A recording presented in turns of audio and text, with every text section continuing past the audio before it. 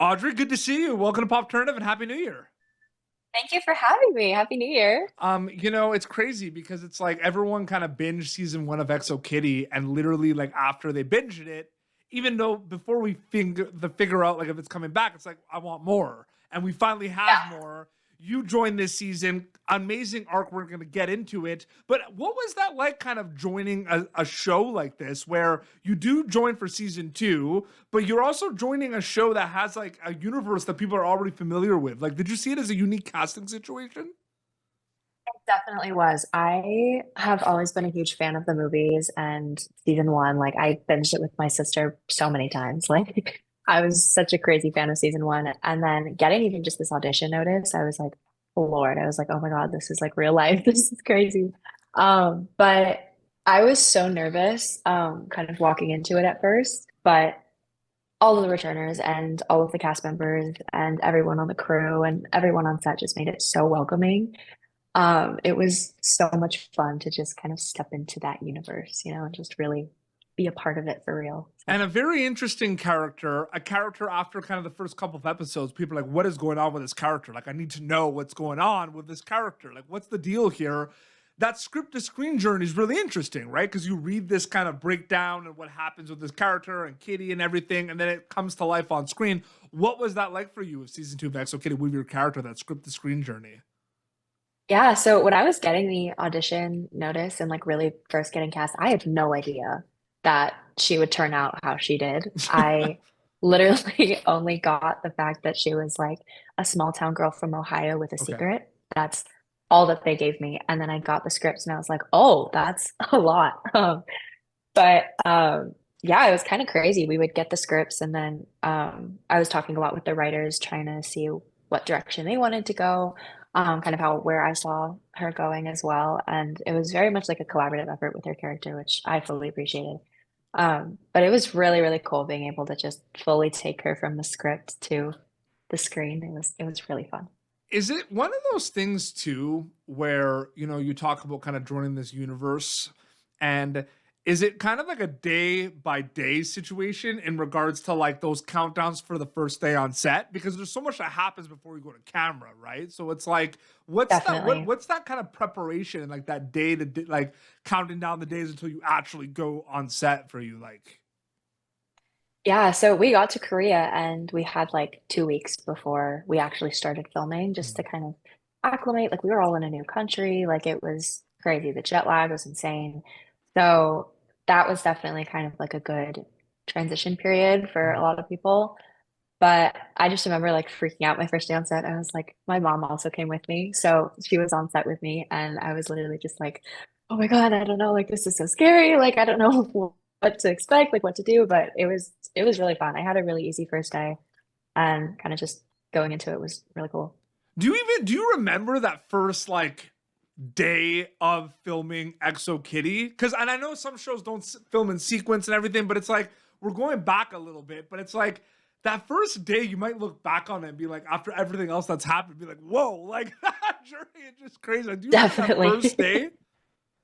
I do. And we did film out of order, but we actually shot my first scene on my first day. Ah. So that to me was really special. I got to like kind of introduce The way myself you with are, the like, seeing character. those text messages for the first time, I was like, what? Like, what is going Yeah. on?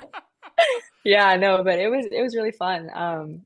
It was like I got really close with Anna that day because we were filming a lot of our scenes together. Mhm. And it was so much fun. It was like insane. You But usually have a lot of like questions for like the showrunners, writers, and directors, but specifically with Anna, right? Because it's like Exo Kitty, and it's a show about Kitty's world and everything.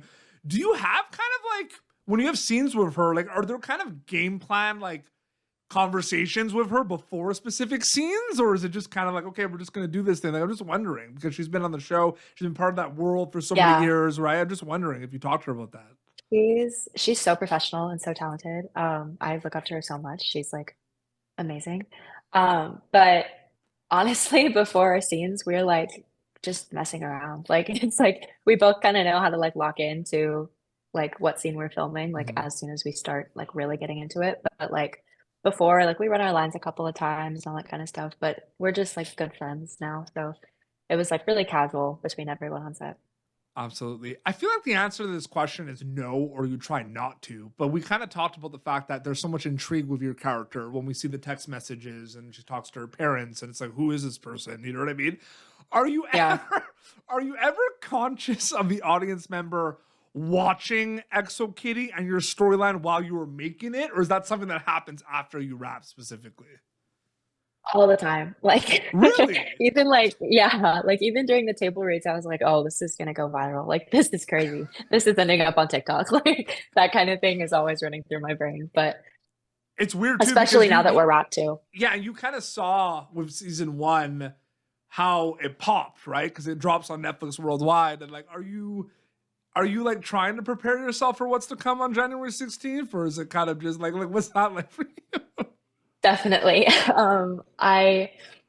I know all of it. I know all of the lore behind the season and like what people are going to be watching and all that kind of stuff. And no one else knows. So it's like such like a fun secret. I'm like, oh, I have to hold it in. But I'm really excited for everything to just kind of explode when it And I comes out. remember when you were announced for the cast, people were like, oh my goodness, more people are joining Exo Kitty. What was that day like where you were finally allowed to tell people that you were joining season 2 of Exo Kitty? Because we know how it It works, was, right? Like you booked that, like you probably like, yeah. yeah, yeah, exactly. Yeah. So I booked it and I was halfway through spring semester of college. So I was like fully like full new life in university, like all my friends, and then randomly like I just disappeared. And I couldn't tell anyone where I was going. And I was like, I'm so sorry, I'm just not gonna be here for a couple of months. Like you're just not gonna see me.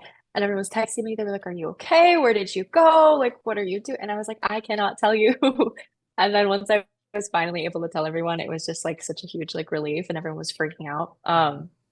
But I remember that article coming out and just getting like so many text messages. Like my phone was just exploding with people freaking out because all of my friends are fans of the show too. So it was crazy.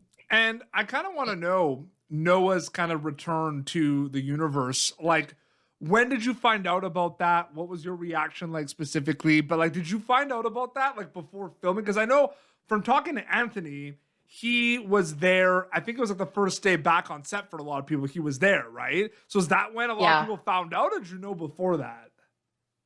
We kind of knew something was happening and they were kind of like hoping that it would pull through. And then we ended up finding out a couple days before it was actually getting shot. I wasn't on set that day, but I remember like just hearing everyone. We all kind of like sat and had dinner together after Noah's first day, and we were like, "Oh my God, that's so cool!" Like, yeah, So many kind of moving parts, and you go film this in Korea, you see all the cast and the crew and everything, and set deck and production design and everything. And I'm wondering, because obviously acting is something you focus on when you're there, because you're there to act and be in Exo Kitty season 2. But you know, a lot of people go behind the camera, and a lot of people are creatives and have a lot of content they want to make, and we're all storytellers.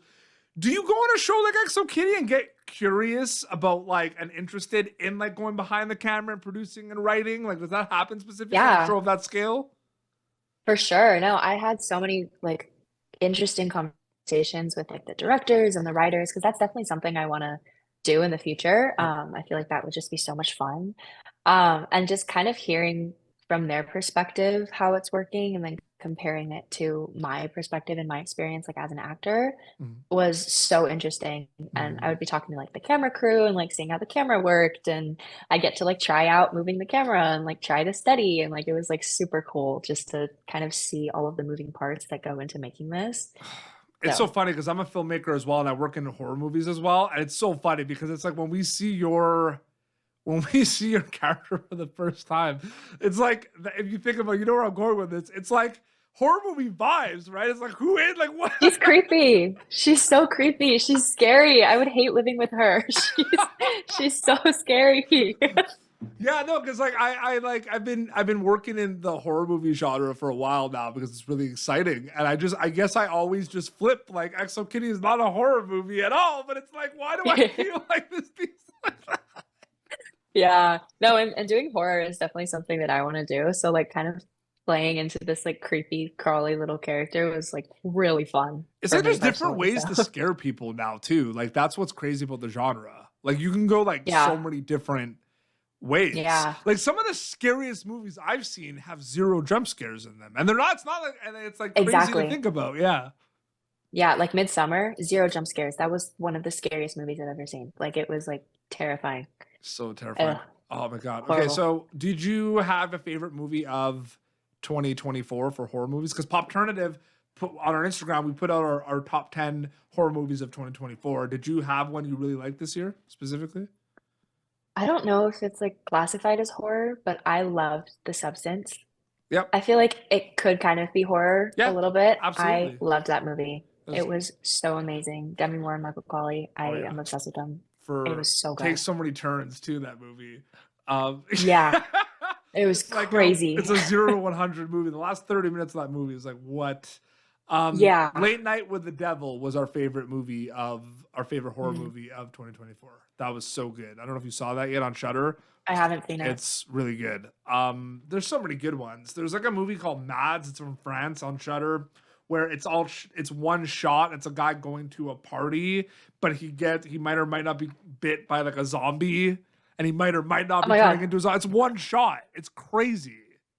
that's crazy. I I think know. I saw that on TikTok actually. I might have Yeah, seen a video of it. I know. It's That's it's not. crazy. That's a perfect segue to my last question. Speaking of TikTok, um, were there any? It's so funny because it's like, anytime you go work on something, you have a lot of spare time, like you said with Anna, you just mess around and everything.